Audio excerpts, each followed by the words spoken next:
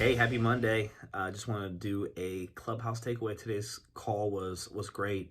And it brought up one of the things that is different in each state as far as a real estate agent goes, and it's dual agency and the pros and cons of what that is and how to legally and ethically represent both clients if you're able to do dual agency. And I thought it was a great conversation in the sense that everyone has their difference in opinion of is it legal or not, or can you ethically do it or not.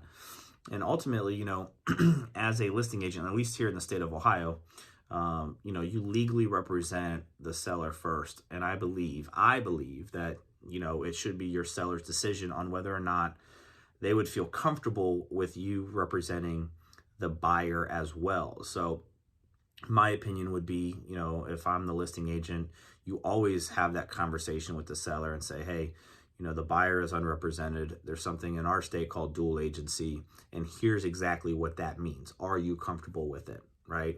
The sellers say no, right? What are your options then as an agent, right?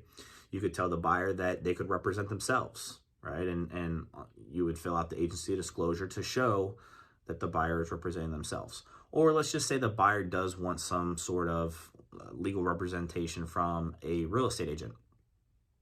Maybe you then suggest that, another agent in your office could represent them, right?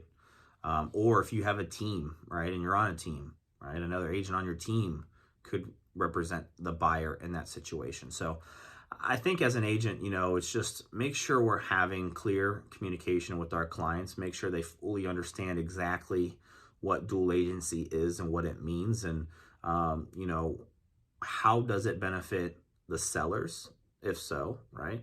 Or what are the things to be worried about, and how would it benefit the buyers, if so? What are those things, and what are the cons that come along with that? So just make sure you're having those conversations with everyone involved. Make sure you get clear with it, and ultimately, if you're on the listing side, just make sure that you go with whatever your sellers are comfortable with.